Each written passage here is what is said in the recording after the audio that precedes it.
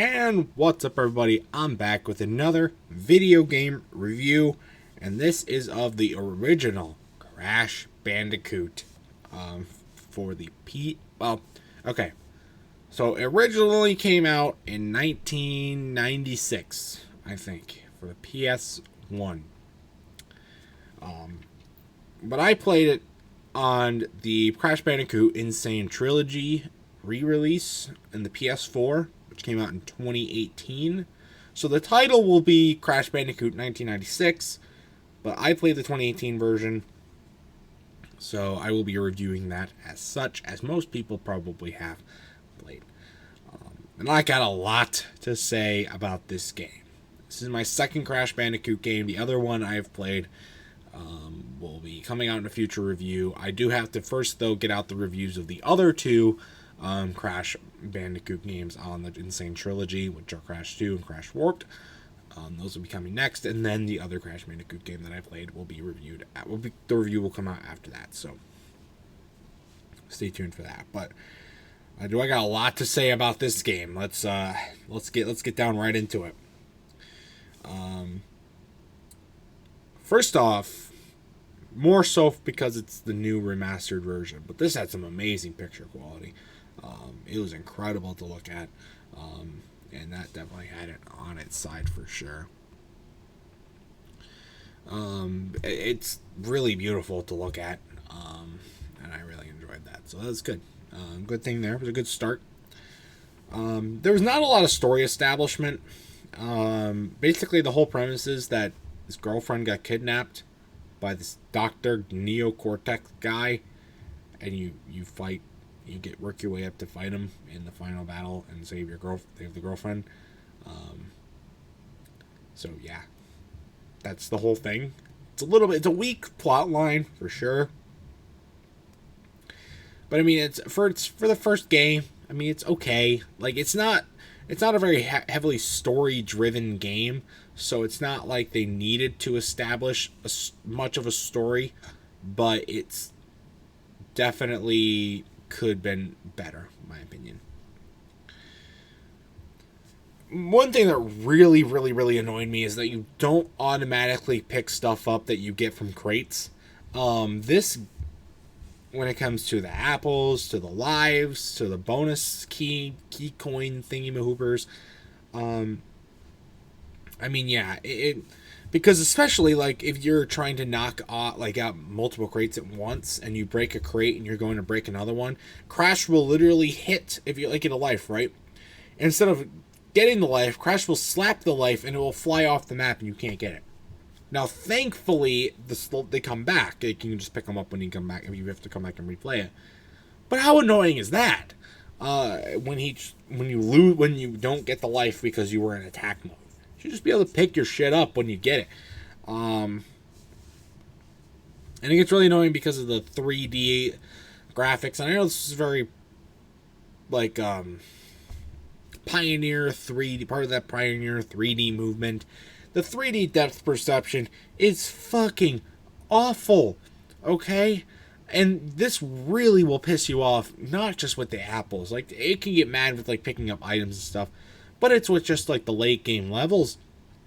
Because sometimes the level will play like a 2D side-scroller, but it's in 3D.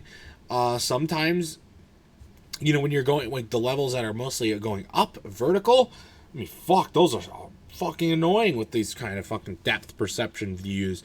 Or lots of the ones you get the platform, and the platforms are moving, and sometimes they'll fall off, and sometimes new ones will reappear. It can just get annoying that you jump straight, and he just goes when you think you've landed. You're supposed to use a shadow. Fuck that. Some of the levels are too dark to have a shadow. Some of them are so fast paced you can't really know if there's a shadow or not. It's just too much to worry about. Some of the camera, like I said, the camera angles just aren't great in my opinion. They really aren't.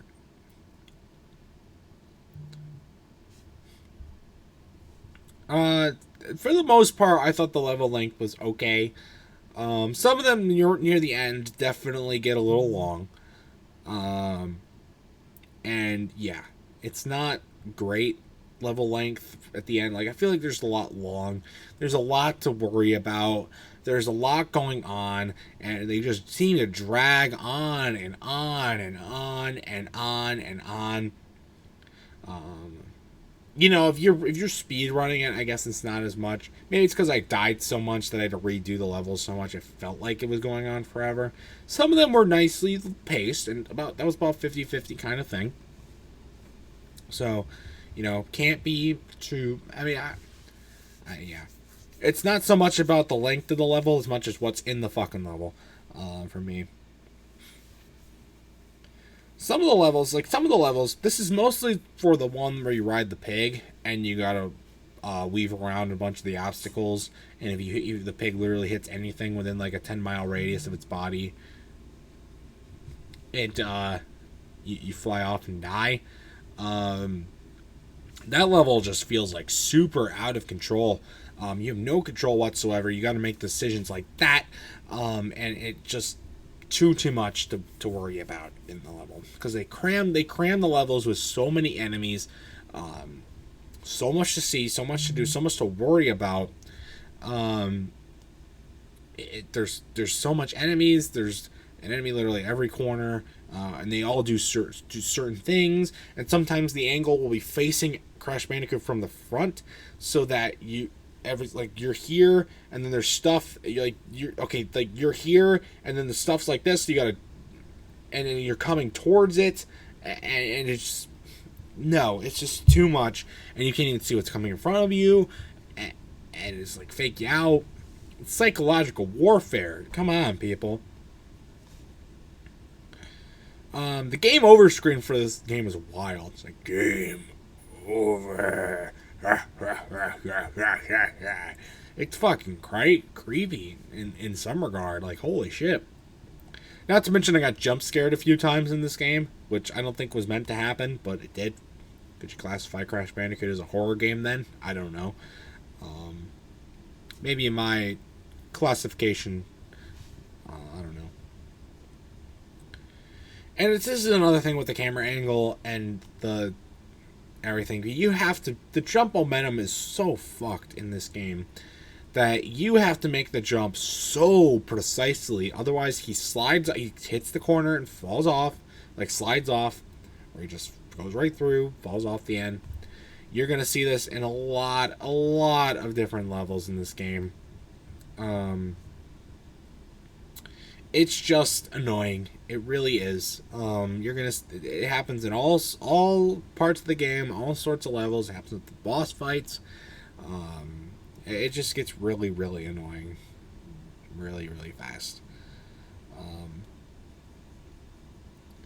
And the one level that everybody points to for being super bad in this game, the game that it gets super difficult. It's the level everybody points to in this game is no doubt the high road. It's level 19 in the game. Yeah. It is probably the single hardest level I've ever played in a video game. And fun fact, this level's not actually made right. The jump momentum for the turtles fucked to hell. But also, you're supposed to apparently just be able to walk on the turtles. You can't do that. They kill you if you walk right to them. You have to jump on them. And again, the jump momentum is fucked in this game, so good luck with that. I pulled off the rope trick, though, and was able to beat it that way, so. After, like, 60 tries. And, I mean, and it's like, okay, the high road, gone. Can't get better, easier, harder than that. There's two is equally, if not more difficult levels after that. The slippery climb. What the fuck is this level with the stairs and then all the spikes everywhere? And then you play one in complete pitch blackness. Like, you're supposed to have an Uka Uka as a light, and then sometimes the light just goes out. It's not. Is it supposed to happen where you just stand there for too long waiting to time a jump, and the lights, it just goes pitch black? The Uka Uka is still shining like it's supposed to give off light, but you can't see shit. How the fuck are you supposed to do that? Like, holy crap.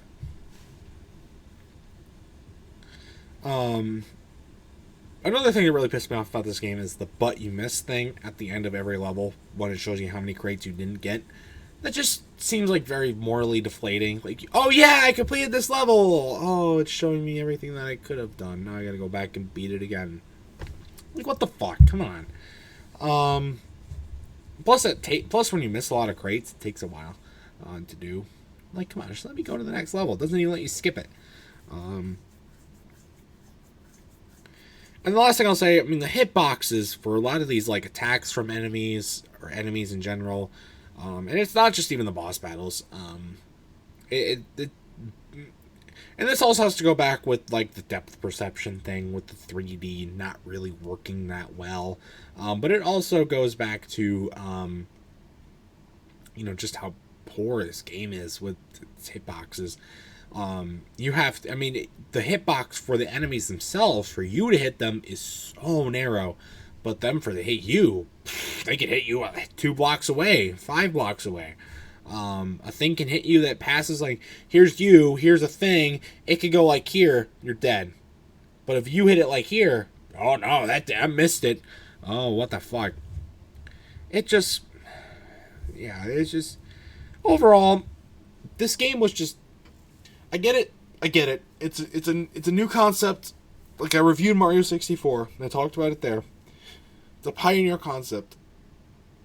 But Mario at least had some ground footing because it's an actually good game that was just going into a different world. Like, this game was supposed to rival Mario and dethrone Mario, but you made it only for adults. Like, kids can't beat this shit. Like, how the fuck are you supposed to do this when you're a child? You would just go to Mario. Like, in 1996, fuck that, I would have picked Mario 64 over this game every fucking day. Really, really hard game. Easily 5 out of 10 for me. Not a great game at all. And I still have to play Crash 2. It crashed work. Oh, well. We'll get to those eventually. But if you've ever played this game in the original version on the PS1 or in the remaster version on the PS4, I'd like to know your thoughts about it in the comment section down below. And stay tuned for more game reviews. Again, I gotta get Crash 2, Crash Warped. I got a bunch of other games on my list too. If you've got any other games I should play though, let me know about them in the comment section down below. That's gonna do it for this game review. Stay tuned for much more amazing content, and until next time, I will see you guys later. Goodbye.